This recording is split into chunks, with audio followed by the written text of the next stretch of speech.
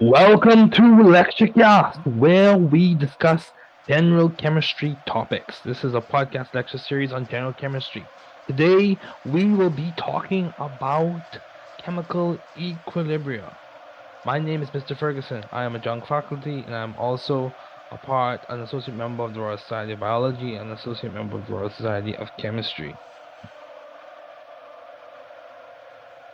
Hello and good evening, everyone. What a moment where everyone is on their feet, holding a flag and supporting their concept. Team Equilibria on one side of the field and Connects on the other side of the field. Now, let's get ready to rock and roll. These two experimenting concepts exemplify in the spirit of chemistry that skill displayed in different ways, perhaps, but by world-class chemists again. There is history to be made or added, concepts to be learned, and skills to be gained. Just before we begin, just before we dive into the concepts, I want to remind everyone you are not alone. This is an academic community. Remember to get help when needed. Reach out to university services if needed. Never give up. Keep trying. We are here to help you be intelligent, ethical, and responsible scientists. But at the end of the day, you must be responsible, ethical, and hardworking. So let's talk about Le Chatelier's principle. When a system at equilibrium is disturbed by a change in the amount of a reactant or product, a change in volume, or a change in temperature, the system shifts in the direction that minimizes the disturbance. So a quick overview, we'll discuss the equilibrium constant. Remember the word extent. We'll talk about dynamic equilibria. Remember a treadmill. The equilibrium constant expression. Remember the law of mass action. The equilibrium constant. States of matter and the equilibrium constant. Calculating K, the reactant quotient, K and pressure, find the equilibrium concentrations, and the Chatelier's principle. These are just a few of the topics we will cover. In some of these topics we will cover today. The rest we may cover in later episodes. So the equilibrium constant. The relative concentrations of the reactants and the products at equilibrium are expressed by the equilibrium constant K. Let me say that again. The relative concentrations of the reactants and the products at equilibrium are expressed by the equilibrium constant K. One more time. The relative concentrations of the reactants and the products at equilibrium are expressed by the equilibrium constant K. The equilibrium constant. The equilibrium constant measures extent.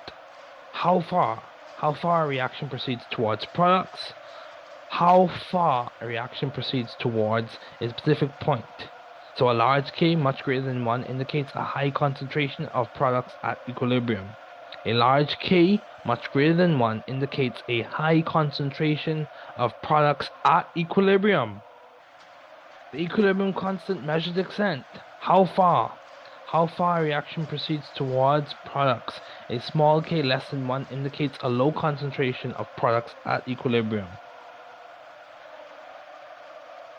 Dynamic equilibrium. Most chemical reactions are reversible. They can proceed either with the forward or the reverse reaction.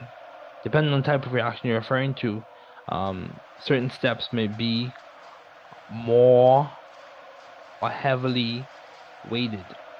When a chemical reaction is in dynamic equilibrium, the rate of the forward reaction equals the rate of the reverse reaction, so the net concentrations of the reactants and products do not change.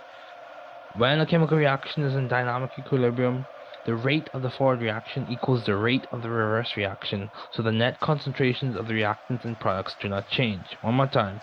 When a chemical reaction is in dynamic equilibrium, the rate of the forward reaction equals the rate of the reverse reaction, so the net concentrations of the reactants and products do not change. So dynamic equilibrium. However, this does not imply that the concentrations of the reactants and the products are equal. So a reaction being at equilibrium does not imply that their concentrations of the respective reactants and products in that reaction are equal.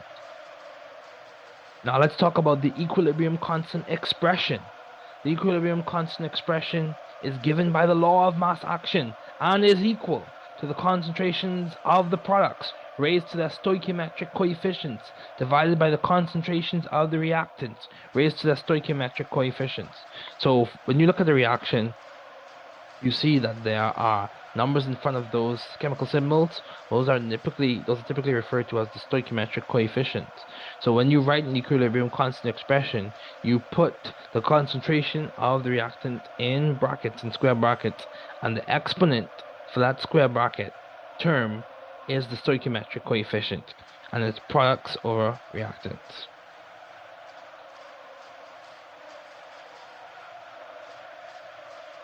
So also, the equilibrium constant can be expressed in terms of concentrations or in terms of partial pressures. Remember the relationship between pressure and concentration within the context of moles? The two constants are related. Concentration must always be expressed in units of molarity for Kc. Partial pressures must always be expressed in units of atmospheres for Kp. The equilibrium states of matter and the equilibrium constant. The equilibrium constant expression contains only partial pressures or concentrations of reactants and products that exist as gases or solutes dissolved in solution. Pure liquids and solids are not included in the expression for the equilibrium constant. One more time, the equilibrium constant expression contains only partial pressures or concentrations of reactants and products that exist as gases or solutes dissolved in solution. Pure liquids and solids are not included in the expression for the equilibrium constant. So calculating K.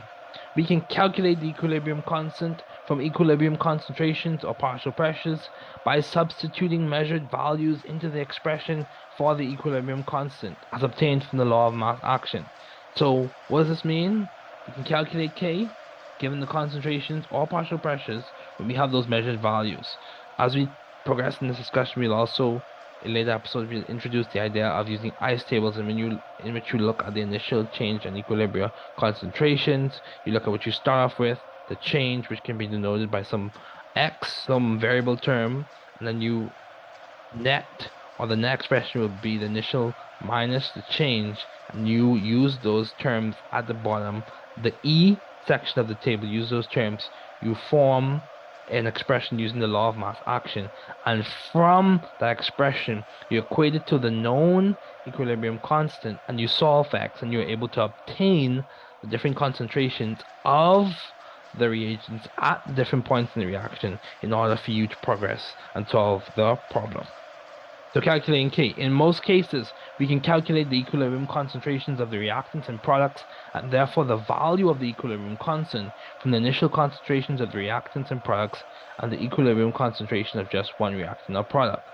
So one more time, in most cases we can calculate the equilibrium concentrations of the reactants and products, and therefore the value of the equilibrium constant from the initial concentrations of the reactants and products and the equilibrium concentration of just one reactant or product.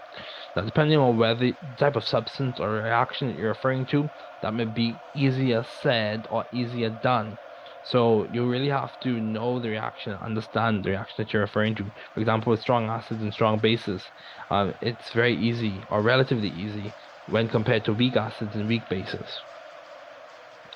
So if say you have the equation is A plus B turns to C plus D, where the stoichiometric coefficient of A is little a, the stoichiometric coefficient of B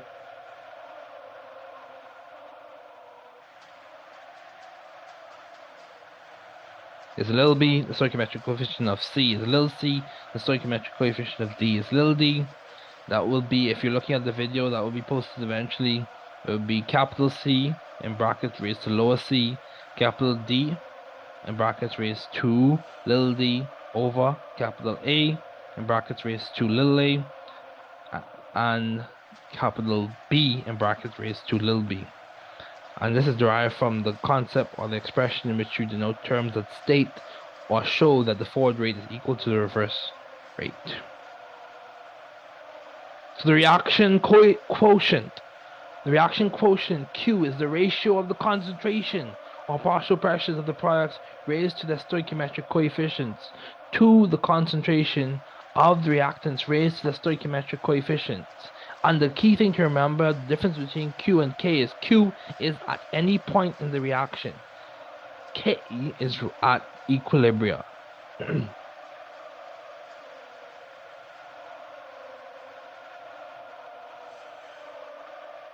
So, It's important to know the reaction coefficient, the reaction quotient is at any point in the reaction. The equilibrium constant is at K. At K. The reaction quotient is the ratio of the concentration or partial pressures of the products raised to the stoichiometric coefficients to the concentrations of the reactants raised to the stoichiometric coefficients at any point in the reaction. The reaction quotient, like K, Q can be expressed in terms of concentrations or partial pressures. At equilibrium, Q is equal to K. Therefore, the direction in which a reaction proceeds can be determined by comparing Q to K. One more time. At equilibrium, Q is equal to K. Therefore, the direction in which a reaction proceeds can be determined by comparing Q to K.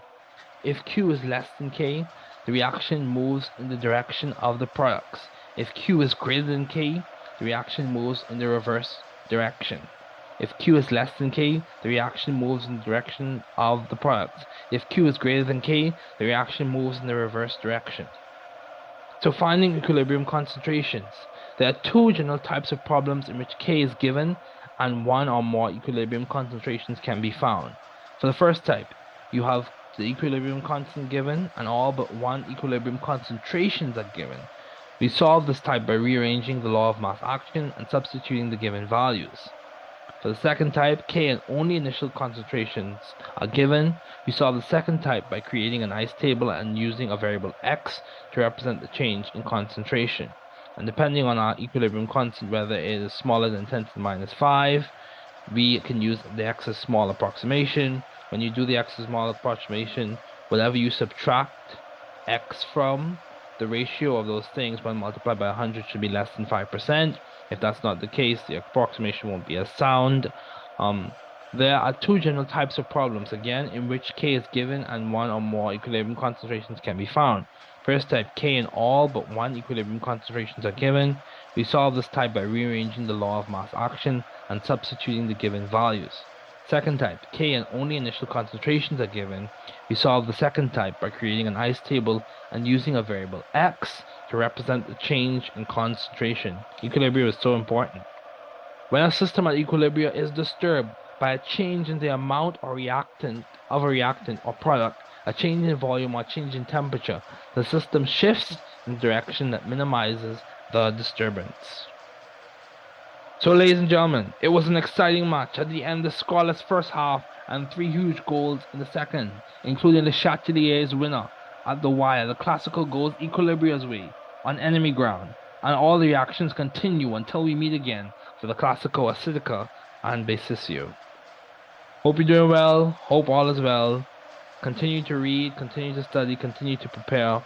This is just a preview of more to come in terms of equilibria, acids and bases, dynamic equilibria, and other concepts associated with thermodynamics.